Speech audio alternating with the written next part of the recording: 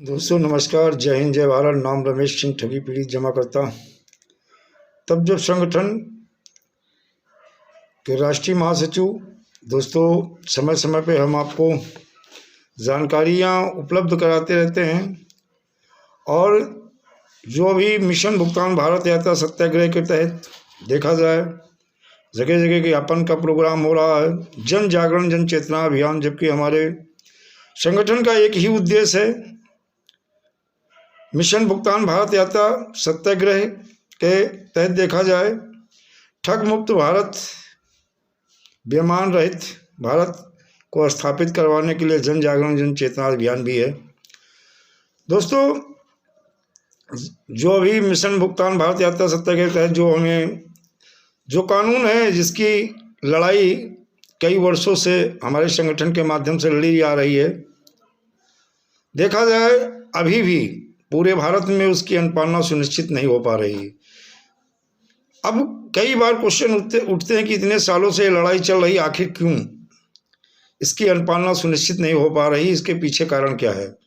दोस्तों इन सारी चीज़ों को आपको हम बताएंगे, लेकिन दोस्तों एक चीज़ कहेंगे कि आप लोग से एक ही अनुरोध हर बार करते हैं कि वीडियो को जिन लोगों ने सब्सक्राइब कर लिया है वो लाइक और कमेंट जरूर करें, और जो अभी नए साथी हैं जिन्होंने वीडियो को सब्सक्राइब नहीं किया है वो सब्सक्राइब कर लें और ज़्यादा से ज़्यादा लाइक और शेयर करें। कारण है इसमें आपका कुछ पैसा भी नहीं जाता है, और कहीं ना कहीं ये आपका वीडियो शासन प्रशासन के अधिकारी या नेता गण देखते हैं तो एक चीज़ देखते हैं कि वास्तविक में जो ये बंदा जानकारी दे रहा है इसे कितने लोग फॉलो कर रहे हैं, और ये मायने रखता है सर। तो दोस्तों देखें, हम जिस कानून की चर्चा अक्सर करते रहते हैं, the banning of unregulated deposit scheme act 2019, और मैं सालों से देखा जाए आप लोगों जमाकर्ता को एक साधारण सी बात समझाने का प्रयास कर रहा हूँ, कोशिश कर रहा हूँ कि यही एक ऐसा कानून है जो एक टाइम बाउंड में आपको पैसा दिला सकता है, जिसे हम वर्ष 2019 बोलते हैं। जब तक आप सब मिलकर इस कानून की क्रियान्वयन के लिए नहीं लड़ेंगे तब तक लाख सिर पटक कर मर जाओ। लेकिन सेबी और हमारी सुप्रीम कोर्ट, हाई कोर्ट के इन सारे आर्डरों के बाद में अगर भुगतान नहीं हुआ तो लाख कोशिश कर लो, लेकिन पैसा मिलने वाला नहीं है। और इन कंपनियों के जैसे कहते ना, पहले जमा कराते थे, जमा कराने के बाद में जैसे पैसा देने का समय आया तो इनके शटर डाउन हुए और कंपनी बंद हो गई। और सबसे ज़्यादा अगर दिक्कत किसी के सामने आई तो हमारे कार्यकर्ता के ऊपर देखा जाए एकदम से जो परेशानी आई, बहुत सारे लोग तो इसी सदमे में आत्महत्या कर लिए, बहुत सारे लोग घर द्वार छोड़ के चले गए, और अभी भी हमारे कार्यकर्ता दोहरी मार झेल रहे हैं। एक तरफ निवेशक द्वारा, दूसरी तरफ देखा जाए तो पुलिस प्रशासन भी काफ़ी परेशान कर रहा है। आज भी खागा में एक मामला आया, पीएसएल इंडिया के कार्यकर्ता को परेशान कर रहे थे। दरोगा साहब से बात करने की कोशिश, बात नहीं किया, लेकिन कहीं ना कहीं हमारे जो साथी से बात हो रही थी उस बात को उन्होंने सुना, छोड़ दिया गया है और लिखवा करके, और एक ही चीज़ लिखवाया गया है, और उन्होंने लिख के दिया कि वर्ष 2019 की अनुपालना जिस दिन से सुनिश्चित हो जाएगी 180 कार्य दिवस में हर कंपनी के पीड़ित जमाकर्ता का भुगतान हो जाएगा। खैर उसकी टेंशन नहीं है, इसकी अनुपालना सुनिश्चित होने के बाद भुगतान होगा। ये तो तय है, एक टाइम बाउंड मैंने अगले वीडियो में बताया भी था, और सबके भुगतान का मार्ग भी यही है, वर्ष 2019 एक ही मार्ग है। कानून कोर्ट के आदेशों को लागू करवाने के लिए सरकारों के खिलाफ संघर्ष करना होगा, राज्य और केंद्र को झुकाना होगा।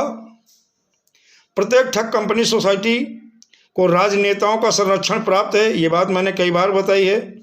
जब तक यह संरक्षण रहेगा हम किसी भी तरह कामयाब नहीं हो सकते हैं। सबको अगर भुगतान चाहिए, आप लोग चाहते हो कि एक टाइम बाउंड में भुगतान हो जाए, तो सर एकजुट होना होगा और एक मंच पे आना होगा। एक मंच के साथ साथ वर्ष 2019 की अनुपालना सुनिश्चित करानी होगी।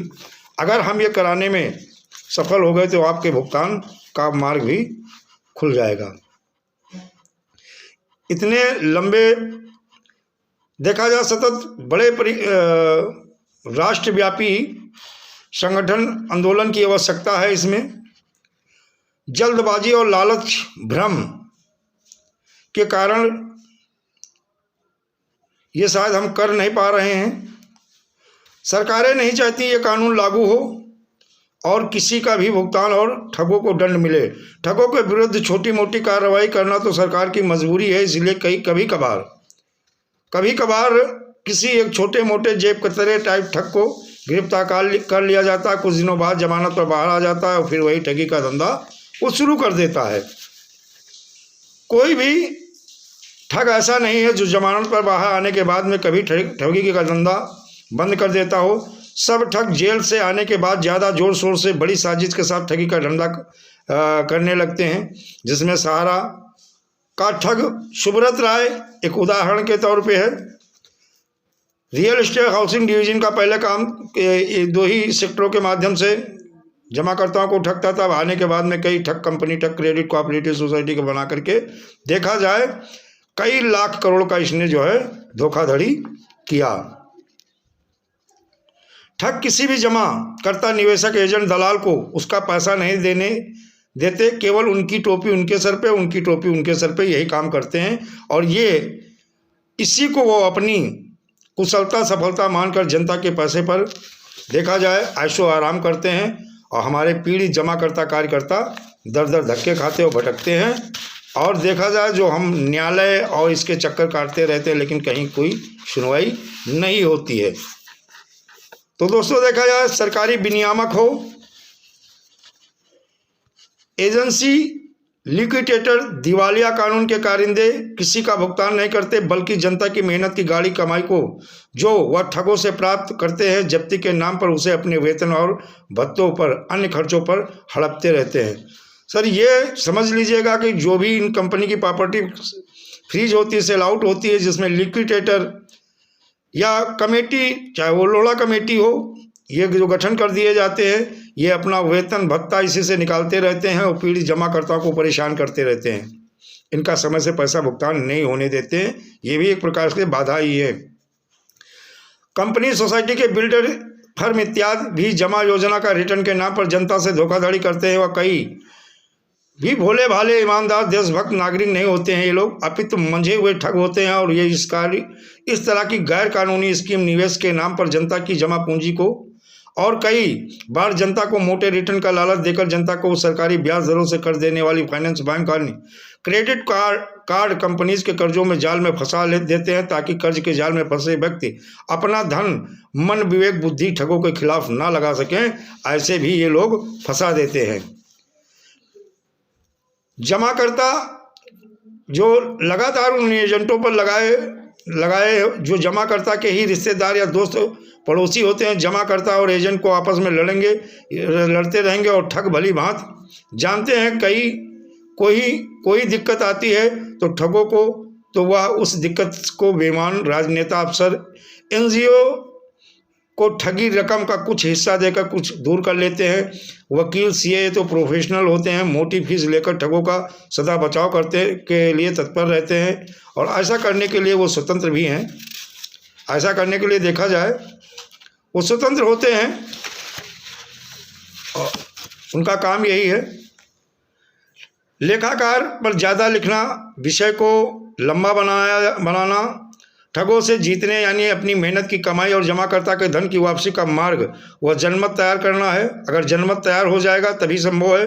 जनमत वो भी सही दिशा में किए जाने वाले आंदोलन से जागरूकता तैयार होता है। क्या हम ऐसा कर पा रहे हैं, यह सवाल हमें स्वयं से पूछना चाहिए। जब इसका उत्तर स्वयं का मन दे दे, उस पर ध्यान अमल करो, सही दिशा में लड़ाई को आगे बढ़ाओ। कोई लाख ध्यान दे, देखा जाए सही दिशा में ही आगे अगर हम लोग बढ़ते हैं कोई लाख बार रजिस्ट्रार या किसी अन्य अधिकारी या मंत्री सांसद से मिल ले, फिर भी भुगतान की समस्या का समाधान बिना वर्ष से क्या अनियमित जमा योजना पाबंदी कानून सन 2019 के अलावा नहीं हो सकता है। और एक जान लीजिए, भुगतान करवा लोगों को अगर भुगतान लेना या लाखों के कुछ सौ, किसी को 200 का भुगतान करा लेना, यह उपलब्धि नहीं बल्कि यह अतिक्रमण है जो करोड़ों लाखों बेगुनाह जमाकर्ता और एजेंट के पेट में लात मारना और बेईमानी करते हैं। मैं बहुत से साथियों द्वारा किए जा रहे आंदोलन को इसीलिए सहमत नहीं हूं, क्योंकि वह केवल देखा जाए धूल में ही लठ मारते हैं। दोस्तों, एक चीज याद रखिएगा, जब तक आप एकजुट होकर, एक मत होकर के आप लड़ाई को नहीं लड़ोगे, जमाकर्ता के बगैर इस जंग को जीता नहीं जा सकता है। जमाकर्ता को जागरूक करो, उनकी बात बताओ। और एक चीज़ मैं जमाकर्ताओं से बार बार रिक्वेस्ट करता हूं, आप ठगों की चाल को नहीं समझ पा रहे हैं, आप सरकार के उस चक्रव्यूह को भी नहीं तोड़ पा रहे हैं। इस चाल को समझना होगा और सरकार के भी चक्रव्यूह को तोड़ना होगा। जमाकर्ता और कार्यकर्ता को आपस में भिड़ा दिया जाता है, जबकि दोनों ही अपराध पीड़ित हैं। हमारा कार्यकर्ता भी अपराध पीड़ित है कि उसने पहले अपना पैसा जमा कराया और अपना पैसा जमा किया, जमा करने के बाद में अपने कुछ जानने पहचानने वालों को पैसा लगवा दिया, क्योंकि वो बेरोजगार था और सरकार और इन ठग कंपनियों ने रोजगार का हवाला दिया कि सरकार द्वारा रोजगार मुहैया कराया जा रहा है। और ऐसा हवाला दे करके यहाँ तक कि ठग कंपनियों ने प्रधानमंत्री, मुख्यमंत्री, विधायक, सांसद और बड़े बड़े मंत्रियों की फोटो लगा करके प्रचार प्रसार किया कि हमारी कंपनी सरकार द्वारा रजिस्टर्ड है, सरकार ने लाइसेंस दिया है, और इनके फोटो लगा करके अपना लोगों का पैसा जमा करवाया। और उसके बाद में देखा जाए कि समय पूरा होने के बाद में अपना शटर डाउन किया। और आज जमाकर्ता कार्यकर्ता जो ये नाम दिए गए हैं, इनको आपस में हम जमाकर्ता कार्यकर्ताओं को समझना होगा, एकजुट होना होगा और एकजुट होकर के इस ठग और सरकार के इस चक्रव्यूह को तोड़ना होगा। और जिस दिन आप चक्रव्यूह तोड़ दोगे, दुनिया की कोई ताकत, क्योंकि नुकसान दो ही का हो रहा। अगर जमाकर्ता ज़्यादा प्रेशर कार्यकर्ता पे बनाता है तो वो आत्महत्या कर लेता है और अपने सुसाइड नोट में एक ही चीज़ लिखता है कि फला फला जमाकर्ता के प्रेशर या दबाव में जो है हमने आत्महत्या कर ली। फिर वही सुसाइड नोट जमाकर्ताओं के गले की फांस बन जाती है। उन जमाकर्ताओं के ऊपर 302 का मुकदमा पंजीकृत होता है और जमाकर्ता जेल चला जाता है। तो नुकसान किसका हुआ? नुकसान हुआ दो लोगों का, एक कार्यकर्ता का और एक जमाकर्ता का। एक दुनिया से चला गया और एक अपने परिवार से जुदा हो गया, जेल में जो है 302 का मुजरिम बन के चला गया। पैसा भी गया और मुजरिम बन गया। तो इसी चक्रव्यूह को तोड़ना है। किसी भी जमाकर्ता या कार्यकर्ता को लड़ना नहीं है। लठ लेके जो हमारे जमाकर्ता कार्यकर्ता के पीछे पड़े रहते हैं, अब लठ लेके इन ठगों के पीछे पड़ जाओ और सरकार के पीछे पड़ जाओ। गारंटी है वर्ष 2019 के तहत 180 कार्य दिवस में सारे लोगों का भुगतान हो जाएगा। दोस्तों, वीडियो अच्छा लगे तो लाइक करें, सब्सक्राइब करें। और दोस्तों, वीडियो ज़्यादा लंबा हो जाएगा, मैं अपनी वाणी को यहीं विराम दूंगा। दोस्तों, जय हिंद, जय भारत, वंदे मातरम।